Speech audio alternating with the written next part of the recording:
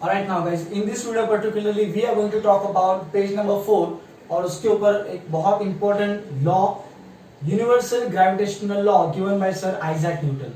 तो Sir Isaac Newton ने ये कहा that every object in universe, okay, we talk about the one universe only, alright, so every object attracts every other object with some definite force. So guys, if I take this pencil and if I take this marker, so these two objects are lying in same universe, right? So this object will attract every other object. मतलब ये pencil marker को attract करेगा, marker भी pencil को attract करेगा.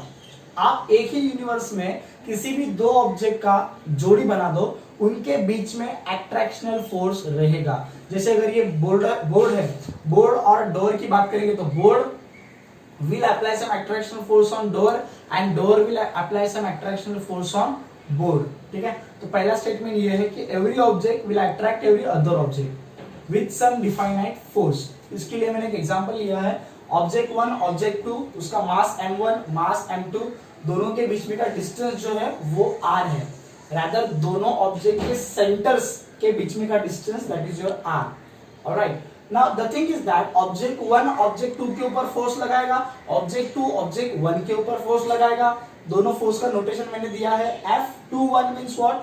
The force applied on 2 by 1, on 2 by 1, and F12 means what? The force applied on 1 by 2, on 1 by 2. ठीक है, दोनों फोर्स रहेंगे यहाँ पे. नाउ इस फोर्स का वैल्यू क्या रहेगा, इस फोर्स का नेचर क्या रहेगा, स्वभाव क्या रहेगा, कैसा रहेगा ये फोर्स, उसके बारे में देखते हैं. So this force will be proportional, directly proportional to the product of masses. जिन दो ऑब्जेक्ट के बीच में ये ग्रेविटेशनल फोर्स रहेगा, उन दो ऑब्जेक्ट्स के मासेस का product. So directly proportional to the product of masses and inversely proportional to the square of the distance between them, to the square of the distance between them. Direct proportional means what? If LHS will increase, if this part will increase, then F will also increase. Inversely means what? अगर R square का value increase हुआ तो force का value decrease हो जाएगा. ठीक है, so what we will do, we will combine this both statements like this way, right? So numerator part will combine with numerator part, denominator part will combine with denominator part. So we will get in numerator as m1 m2 and in denominator as r square. So this is your final expression. Okay, now what we can do further, law समझाए. ठीक है, every object attracts every other object with some definite force, and this force is directly proportional to product of masses and inversely proportional to the square of the distance between them or between their centers. Alright, now guys, what we need to do, देखो proportionality के साथ we cannot solve the mathematical equations or we cannot use this thing in the maths. तो इस proportionality sign को equal to sign में convert करना पड़ेगा. In short proportionality sign हटाना पड़ेगा. तो उसके लिए हम लोग क्या करते हैं, if a is proportional to b, then we have to involve. Alright, so if a is proportional to b means what? That can be written as proportionality जाएगा, उसके जगह पे दो चीजें आएंगी. एक तो आपका इक्वल टू साइन, एक आएगा आपका कांस्टेंट ऑफ प्रोपोर्शनलिटी k. ठीक है, so is equals to k. ये दो चीजें आई एंड आपका प्रोपोर्शनल बन गया is equal to. So same way में हम लोग प्रोपोर्शनलिटी निकालेंगे. इज इक्वल टू डाला और एक कांस्टेंट ऑफ प्रोपोर्शनलिटी डाला k, right? But now since we are talking about the gravitational force, so this k will get a special alphabet, that is a capital G, and capital G is called as a universal gravitational constant. And guys, G का जो value होता है, ठीक है, वो value आपका सभी planets के लिए सेम रहेगा, सभी प्लैनेट्स के लिए सेम रहेगा. ठीक है, नाउ यहाँ तक तो हम लोग अभी आ गए. ठीक है, this is your final now expression which we can use for solving the numerical. Alright, अभी बात ये करते हैं कि यार न्यूटन ने बोला कि every object attracts every other object. ठीक है, लेकिन इसका मतलब क्या होगा, दरवाजा भी बोर्ड की तरफ जाएगा और बोर्ड भी दरवाजे की तरफ जाएगा, ऐसा है नहीं. यहाँ पे क्या होता है देखिए, in this gravitational force mass plays very very important role. Mass plays very very important role. याद रखिए, दो ऑब्जेक्ट है, उनमें मार्कर देना, दो ऑब्जेक्ट है, ओके, सो दो ऑब्जेक्ट में ग्रेविटेशनल फोर्स है, लेकिन जिस ऑब्जेक्ट का मास ज्यादा रहेगा वो दूसरे ऑब्जेक्ट को अपने तरफ अट्रैक्ट करेगा, ठीक है। Here I have written this thing, m1 is greater than m2, that's why the f21 is greater than f12, means what, the force applied on 2 by 1 will be greater than the force applied on 1 by 2, ठीक है। इसका मतलब object 1 object 2 को खींचेगा क्योंकि उसका मास ज्यादा है, इसके लिए object 1 will act as a applying body and object 2 will act as a experiencing body, ठीक है। तो ये चीज भी उसके साथ साथ समझना आपको बहुत जरूरी है। तो जैसे देखिए ना कि अर्थ और सन, इसके पहले भी देखा है हमने, अर्थ और सन के बीच में भी ग्रेविटेशनल फोर्स है, लेकिन इसका मतलब ये तो नहीं कि अर्थ भी खींच रहा है सन भी खींच रहा है, दोनों खींच रहे हैं, दोनों आके टकरा गए, कोलिजन, वैसे नहीं होता है। दोनों में मास किसका ज्यादा है, सन का ज्यादा है, तो sun's gravitational force on the earth will be more than the earth gravitational force on the sun. इसके लिए सन अर्थ को खींचेगा, ना कि अर्थ सन को खींचेगा, ठीक है। Now after that we are going to talk about the Earth's gravitational force on any object on the Earth. तो ये तो हम लोग ने इन जनरल ऑब्जेक्ट्स की बात की, अभी हम लोग अर्थ और अर्थ के ऊपर के ऑब्जेक्ट्स, उनके बीच में जो ग्रेविटेशनल फोर्स है, जैसे अभी ये मार्कर मैंने पकड़ा, इसको मैंने छोड़ दिया, इसको मैंने छोड़ दिया तो ये नीचे जाएगा, बराबर। तो अभी this is any object on earth, ये कोई भी हो सकता है, आप और मैं भी हो सकते हो, ठीक है। So for that what we have to do, we will replace this m1, जो फॉर्मूला में अपना m1 है, that will be replaced by mass of earth, nothing but given by capital M, and जो अर्थ के ऊपर के ऑब्जेक्ट के बारे में बात करेंगे, वो ऑब्जेक्ट का मास will be nothing but m2 will be given by small m, will be given by small m, ठीक है। एंड दूसरी और एक चीज देखिए, अभी ये मैंने झाड़ दिखाया यहाँ पे, एंड उसके ऊपर का ये एप्पल है, समझ लो टेनिस बॉल दिख रहा है, एक्चुअली पत्ते दिखा देता हूँ थोड़े से, चलिए। सो this is your experiencing body, that is your Apple. Now ये जो स्मॉल आर है उसका वैल्यू देखते हैं। देखिए ग्रेविटेशनल फोर्स जो है वो अर्थ के सेंटर में से निकलेगा, कहां से निकलेगा, अर्थ का सेंटर में से निकलेगा ग्रेविटेशनल फोर्स, ऊपर जाएगा, एप्पल को पकड़ेगा, नीचे लेके आएगा, बराबर है। So the distance between the centre of earth, okay, जब हम लोग बात करते हैं ना कि distance between applying body and experiencing body, बराबर है, तो वो जो डिस्टेंस लिया जाता है, ठीक है, अर्थ का ग्रेविटेशनल फोर्स कहां से जनरेट होता है, कहां से निकलता है, अर्थ के सेंटर से। तो डिस्टेंस भी अपने को अर्थ के सेंटर से लेना पड़ेगा। यहां देखिए सेंटर से लेके सरफेस तक, अंदर है अभी अंदर, सेंटर से लेके सरफेस तक, this is your capital R, right, radius of earth, and surface से लेके ऑब्जेक्ट तक will be given by small h, nothing but the height of object. And what is your small r?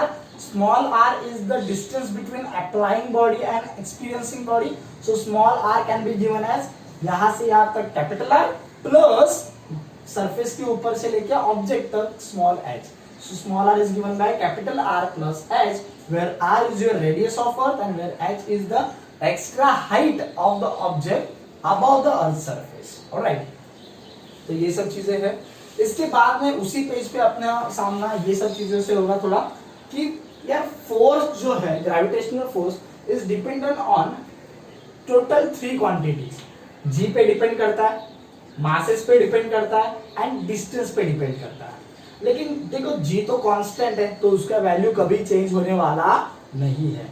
तो यार change in force मतलब किसी भी प्रकार के, अगर ये दो ऑब्जेक्ट है, इन दो ऑब्जेक्ट में फोर्स है, बराबर, तो इन दो ऑब्जेक्ट के बीच में का जो फोर्स है वो कभी चेंज होगा, दो स्थिति में चेंज होता है, इन 2 conditions it can B change. 1, change in mass of objects, मतलब इन दोनों में से किसी एक का मास चेंज हुआ या दोनों का मास चेंज हुआ तो उन दोनों के बीच में का फोर्स भी चेंज होगा।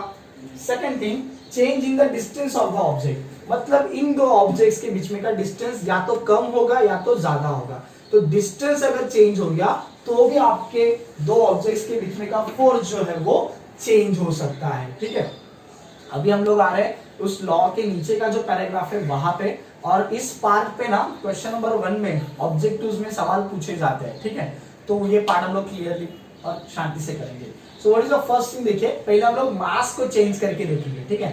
So what is the first thing, if one of the mass of the object becomes double, one of the mass of the object becomes double, okay. So here this is the original force F1 is equals to m1 m2 upon r square. Now you see m1 जो है उसको double किया है, so m1 will become 2m1, alright, 2m1। एक ही मास को मैंने, एक ही object के मास को मैंने चेंज किया है। So what I will do now, इस 2 को हम लोग बाहर ले लेंगे तो अंदर क्या बचेगा भैया, अरे मल्टीप्लीकेशन है ना, तो ऑर्डर डजंट मैटर, आगे लिखो पीछे लिखो कोई फर्क नहीं पड़ता है। तो 2 को मैंने आगे लिख दिया, यहाँ पे ये पूरा एक्सप्रेशन आ गया जी m1 m2 upon r square, ये डबल करने के बाद की बात करो, ठीक है। फिर क्या होगा देखो, but this amount, this is nothing but your original force, this is nothing but your original force when there was no any change in mass, ठीक है। तो इसके जगह पे क्या आएगा आपका F1, so F2 is equals to 2F1, F2 is equals to 2F1, यानी कि अगर one of the mass double हो गया तो फोर्स भी हो जाएगा डबल, ठीक है। तो मैंने क्या किया है आपके लिए एक जनरल फॉर्मूला बनाया है, जनरल फॉर्मूला, ठीक है। तो ये आप फॉर्मूला यूज कर सकते हो किसी भी प्रकार के फैक्टर चेंज के लिए। अगर सपोज उन्होंने बोल दिया, मैं आपको पहले एग्जांपल बताता हूँ फिर मैं ट्रिक के यहाँ पे आता हूँ, फॉर्मूला के यहाँ पे आता हूँ। अगर उन्होंने बोला कि यार ये दो ऑब्जेक्ट है, उनके बीच में ग्रेविटेशनल फोर्स पहले चल रहा था, एक ऑब्जेक्ट का मास हो गया डबल और दूसरे ऑब्जेक्ट का मास हो गया ट्रिपल, एक ऑब्जेक्ट का मास हो गया डबल, दूसरे ऑब्जेक्ट का मास हो गया ट्रिपल, तो क्या ये पूरा सॉल्व करते बैठेंगे हम लोग? नहीं। फॉर्मूला देखिए क्या है, F2 that is my new force, the force after change in the mass, the force after changes in the mass. So F2 is equals to product of factors by which one or both masses change, one or both masses change. Product of factor मतलब जिस factor से mass change होगा। मैंने बोला कि यार एक mass double हुआ और एक मास ट्रिपल हुआ, तो यहाँ पे फैक्टर्स क्या रहेंगे? 2 and 3, 2 and 3, उनका product into your original force F1, original force F1। सो यहाँ पे आंसर क्या आएगा? 2 3 6, so your new force will become 6 times the original force. बात समझ रहे? नेक्स्ट एग्जांपल, अगर किसी ऑब्जेक्ट का मास, अभी यहाँ पे देखिए, यहाँ पे दोनों में चेंजेस आए, एक बना डबल एक बना ट्रिपल, ठीक है। लेकिन पहले केस की जैसे सपोज मैं बोलूं कि यार one of the mass will become 4 times, one of the mass will become 4 times, मतलब दोनों में से किसी एक ऑब्जेक्ट का मास 4 टाइम्स हुआ है, दूसरे ऑब्जेक्ट का मास अभी तक वैसे ही है। So what I will do, I will take this 4, but लेकिन दूसरे ऑब्जेक्ट का मास चेंज नहीं हुआ है ना, तो into 1, so this 1 represent no change in the mass of another object, ठीक है। तो no change in that object. अगर दोनों चेंज होते किसी फैक्टर से तो दोनों का मल्टीप्लीकेशन आएगा, अगर कोई एक चेंज होता है तो दैट फैक्टर इंटू 1। ये 1 क्यों है? क्योंकि एक ऑब्जेक्ट में चेंज हुआ कितना? 4 टाइम्स, इसके लिए 4 आया, लेकिन दूसरे ऑब्जेक्ट में चेंज नहीं हुआ, इसके लिए यहाँ पे क्या है? 1। सो 4 1s are 4, so your F2 will be equal to 4F1, so you can apply this formula। अगर किसी ने पूछा कि यार find the masses, sorry, find the force if the one of the mass will become 8 times, another mass will become 9 times। एक मास 8 times हो गया, दूसरा मास 9 टाइम्स हो गया, तो करो फैक्टर्स, प्रोडक्ट ऑफ फैक्टर्स ना, by which the mass will increase. तो जितने फैक्टर से बड़ा है, 8 से बड़ा है, 9 से बड़ा है, उनका मल्टीप्लीकेशन। सो 8 9 का क्या आएगा? 72, तो F2 is equals to 72 F1। अगर उन्होंने बोला कि one of the mass changes 9 times the other mass, sorry 9 times the before one, तो यहाँ पे एक ही मास चेंज हो रहा है, तो क्या आएगा यहाँ पे 9 इंटू 1, दूसरा मास तो चेंज नहीं हुआ है तो उसके लिए मैंने 1 लिखूंगा, ठीक है। बात समझ रहे? तो ये हो गया मासेस के बारे में। और कब तुम लोग का फोर्स चेंज हो सकता है? When the distance will change. Now here मैंने एक एग्जांपल लिया है, if the distance between the object becomes triple, distance क्या हो गया? मतलब ट्रिपल हो गया। देखो जितना अपन दूर लेके जाएंगे, ऑब्वियसली जितना दूर लेके जाएंगे तो उतना फोर्स क्या होगा? कम हो जाएगा। क्या हो जाएगा? कम, ये आप मैग्नेट में भी देखते हो, दो मैग्नेट आपस में है बराबर, तो अच्छा खासा फोर्स बनाए हुए हैं, लेकिन जितना आप दूर लेके जाओगे उतना उनका फोर्स क्या होता है, वीक बनते जाता है। तो ये तो नॉर्मल फोर्स में हम लोग यूज करते ही है। तो this is your F1 with the distance r, ठीक है। अभी डिस्टेंस ट्रिपल हुआ ना, सो r के जगह पे मैंने क्या लिया है, 3r, क्या लिया है 3r, ट्रिपल हो गया। तो 3r यहाँ पे देखिए 3 का स्क्वायर हो जाएगा, यहां से आपको यहाँ पे आएगा, यहां से यहाँ पे 3 का स्क्वायर 9, r का स्क्वायर r स्क्वायर, ठीक है। फिर इसमें से मैंने चुपके से 9 को बाहर निकाला, 9 को मैंने बाहर निकाला। अभी सिर्फ 9 को तो बाहर नहीं निकाल सकता, एक कुछ तो कंप्लीट फ्रैक्शन दिखाना पड़ेगा ना, तो डिनोमिनेटर में 9 और ऊपर से मैंने निकाला 1 को, इसको निकाला 1 को, तो ये बन गया 1/9। एंड अगर मैं इसकी बात करूं, so this is what my original force F1, so it can be written as F2 is equals to 1/9 into F1, F1 into 1, that is F1/9. So my new force F2 will decrease by 9 times, will decrease by 9 times, okay, when the distance will become triple, when the distance will become triple, ठीक है। तो वहां पे देखिए, वहां पे अगर increase होता है तो फोर्स भी इंक्रीज होता है, यहाँ पे डिस्टेंस इंक्रीज होता है तो फोर्स डिक्रीज होता है, ठीक है। ये बात आपको समझिए। ट्रिक की बात करेंगे, ट्रिक में क्या देखिए करना है, F2 दैट इज आपका न्यू फोर्स जो रहेगा चेंज होने के बाद का, F2 is equals to F1 जो कि आपका ओरिजिनल फोर्स रहेगा, upon factor by which distance changes, factor by which distance changes मतलब डिस्टेंस ट्रिपल हो गया, 4 टाइम्स इंक्रीज हो गया, 9 टाइम्स इंक्रीज हो गया, 10 टाइम्स इंक्रीज हो गया, तो ये 4, 9, 10 this all are your factors, and उसका आपने को करने का है स्क्वायर, क्या करने का है स्क्वायर। तो यहाँ पे देखिए ये डिस्टेंस जो है वो 4 टाइम्स इंक्रीज हुआ, कितने टाइम्स इंक्रीज हुआ, सपोज 4 टाइम्स, तो यहाँ पे फैक्टर आया 4, 4 का square 16, so F2 is equals to F1/16, ठीक है। फोर्स जो है जैसे इसकी तरह फोर्स जो है, सॉरी डिस्टेंस जो है वो ट्रिपल बन गया, तो ट्रिपल मतलब 3 टाइम्स बढ़ गया, तो यहाँ पे फैक्टर आएगा 3 का square 9, so F2 is equals to F1/9। So guys this फॉर्मूले आप ऑब्जेक्टिव के टाइम पे सॉल्व यूज कर सकते हो, ताकि आपको पूरा ये लंबा चौड़ा कैलकुलेशन करना ना पड़े, ठीक है। After that we are going to talk about in the next video on the next page, here जो ग्रेविटेशनल फोर्स है, ठीक है। अगर आपको याद रहेगा तो आई थिंक सेकेंड वीडियो में we talk about the centripetal force which is required in order to maintain the circular motion. तो यार ये सन और अर्थ की बात करते हैं, तो अर्थ सन की तरफ घूम रहा है, means what, there is a circular motion, right. Now circular motion में there is a centripetal force, centripetal force कौन अप्लाई करेगा, सन, किसके ऊपर अप्लाई करेगा, अर्थ के ऊपर, जो मैंने आपको फुगड़ी का एग्जांपल दिया था, फुगड़ी खेलने के टाइम जैसे होता है, ओके। तो ये जो सेंट्रीपिटल फोर्स है सन एंड अर्थ के बीच में का, that centripetal force is nothing but the gravitational force between the sun and earth।